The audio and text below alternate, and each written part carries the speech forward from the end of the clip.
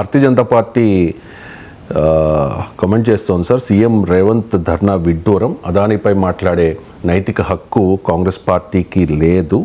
దాంతోపాటు skill varsity కోసం 100 కోట్లు మీరు అడిగారు కదా, అప్పుడు మరి ఇదంతా గుర్తుకు రాలేదా అంటూ భారతీయ జనతా పార్టీ నాయకులు చెప్తోంది. కార్పొరేట్లను అడ్డుకోవడం వల్ల దేశ అభివృద్ధికి విపక్షాలు అడ్డుపడుతూ ఉన్నాయి అని చెప్పేసి. సో రాజకీయ పార్టీల వైఖరి కార్పొరేట్ల విషయంలో ఏ విధంగా ఉండాలి? ఇప్పుడు అదాని స్కిల్ యూనివర్సిటీకి 100 కోట్లు ఇస్తే అందులో ఏ అవినీతి లేదు కదా. ఇప్పుడు అదాని 100 కోట్లు అదాని దగ్గర దాచుకోవాలి, కానీ ప్రజలకు ఇవ్వద్దని చెప్దామా? అప్పుడు అదాని సంపాదించింది అక్రమంగా సంపాదించారని ఆరోపణ. అందులోకి వెళ్ళి కొంత సక్రమంగా ప్రజలకు వస్తే నష్టమా లాభమా? ఇప్పుడు 100 కోట్లు ఈ విమర్శలు వచ్చాకనే తెలంగాణ ప్రభుత్వం తిరస్కరించింది. తిరిగి ఇచ్చేశారు. ఇప్పుడు ఎవరికి లాభం అయింది నాకు చెప్పండి. ఇప్పుడు ఈ రాజకీయ విమర్శల వల్ల తెలంగాణ ప్రభుత్వం రిటర్న్ ఇచ్చేసింది. ఇప్పుడు ఎవరు బెనిఫిట్ అయ్యారు దీనివల్ల? అదాని బెనిఫిట్ అయ్యారు. మరి అదానికి బెనిఫిట్ అయ్యే పని చేయమంటారా? నాకు అర్థం కాని అంశం. నిజంగా నేను ముఖ్యమంత్రి ప్లేస్లో ఉంటే ఖచ్చితంగా తీసుకున్నా 100 కోట్లు ఏంది, డిమాండ్ చేసి 1000 కోట్లు తీసుకుంటాం అనేవాడిని. ఎందుకు రిటర్న్ ఇవ్వాలండి 100 కోట్లు? పొలిటికల్ ప్రెషర్ వల్ల రిటర్న్ ఇచ్చింది ప్రభుత్వం. ఎందుకు బదనాం కావాలి, ఎందుకు ఈ చర్చ అని అయ్యా నాకు అర్థం కాదు. ఒకవైపు అదాని పొలిటికల్ నెక్సెస్తో అక్రమంగా సంపాదించారని ఆరోపిస్తూ మళ్ళీ ఆయన ఇచ్చిన డబ్బులు రిటర్న్ ఇస్తే ఎవరికి బెనిఫిట్ అవుతుంది? ఆయనకే కదా బెనిఫిట్ అయ్యేది. అంటే ఇప్పుడు తెలంగాణ ప్రజలకు, తెలంగాణ బిడ్డలకు రావాల్సిన 100 కోట్లు ఎవరు ఆపారు? ఈ రాజకీయ విమర్శలు ఆపాయి కదా. అదానికి లాభం చేసే పని ఎందుకు చేయాలి రాజకీయ పార్టీలు, ప్రతిపక్షాలు? తీసుకోండి, ఇంకెక్కువ అని చెప్పాలి. 100 కోట్లు ఏందండి, 1000 కోట్లు అడగండి, తీసుకోండి అన్నారు. పోనీ మనం 100 కోట్లు తీసుకోము. అదాని ఏమైనా తన వ్యాపారాల పద్ధతులు మార్చుకుంటాడా? అదాని ఏమైనా తన బిజినెస్ ప్రాక్టీస్ మార్చుకుంటాడా? చెప్పండి. మరి ఈ 100 కోట్లు, అందువల్ల అదాని పట్ల వ్యతిరేకత అవసరం లేదు. నేను గతంలో కూడా చెప్పాను, పెట్టుబడుల పట్ల వ్యతిరేకత కాదు, పెట్టుబడిదారులు తప్పుడు పద్ధతులు అనుసరిస్తే దాని వ్యతిరేకత. సో పెట్టుబడిదారుల టీచర్ క్లాస్ చెప్పడాన్ని వ్యతిరేకించాం. క్లాస్ వదిలేసి పుష్ప 3 గురించి, సినిమా గురించి మాట్లాడితే వ్యతిరేకం. దాని నుంచి కూడా ఏదైనా క్లాస్కి ఉపయోగపడే పాయింట్ లాగా చెప్పినా తప్పలేదు. అందువల్ల నువ్వు చేయాల్సిన పెట్టుబడులు పెట్టడం, నేను చాలాసార్లు చెప్పాను, అదాని పెట్టుబడులు పెట్టబోతారా? రవిశంకర్ పెడతారా? నాగేశ్వర్ పెడతారా? చెప్పండి. మన కెమెరామెన్ పెడతారా? మన దగ్గర ఉన్నాయి డబ్బులు, మనం ఎట్లా పెడతాం? పెట్టుబడులు ఎవరు పెడతారు? డబ్బులు ఉన్న వాళ్ళు పెడతారు కదా. ఇప్పుడు కేరళలో విజ్జింగం పోర్ట్ ఉంది, కేరళలో మార్క్సిస్ట్ పార్టీ అధికారంలో ఉంది.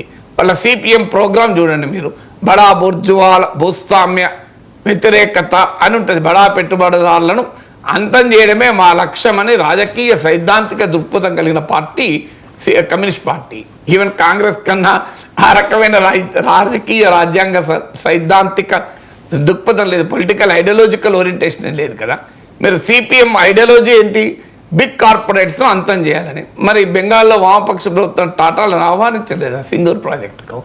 బెంగాల్లో Dhirubhai Ambani institute of information technology పెట్టలేదా? కేరళలో ఇప్పుడు విజయంగం పోర్ట్లో అదాని లేదా?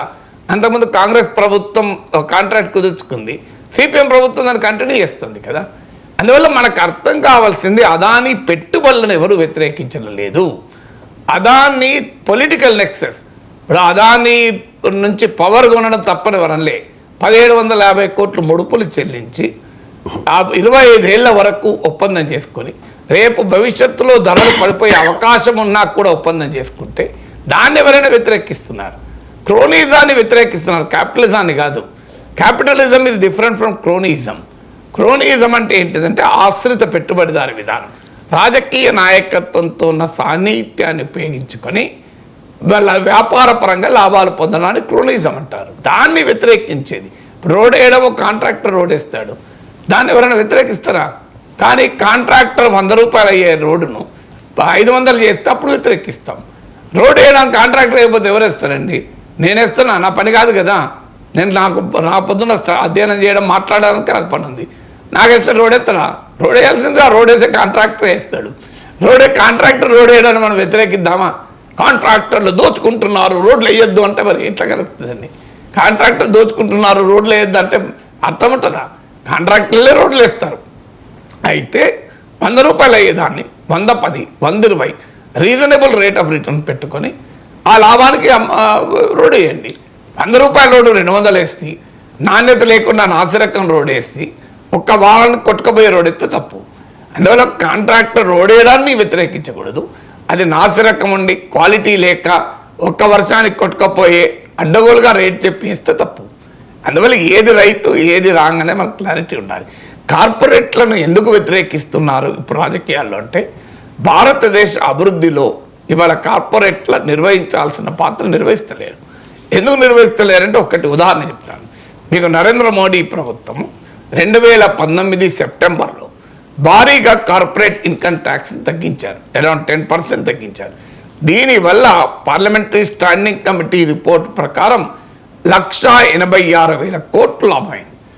2019-2020లోనే 1,44,000 కోట్లు లాభమైందని అంచనా. అంత లాభమైనప్పుడు ఏం చెప్పారు? వాళ్ళు పెట్టుబడులు పెడతారు, వాళ్ళ క్యాపిటల్ ఎక్స్పెండిచర్ మూలధన వ్యయం ఇంకెక్కువ పెట్టుబడి పెడతారు, దానివల్ల ఉపాధి వస్తున్నారు, కానీ పెట్టుబడి పెట్టలే. ఇది మొదటిది. రెండు, మీకు ఫిక్కీ క్విస్కార్ప్ రిపోర్ట్ చెప్తున్నాను.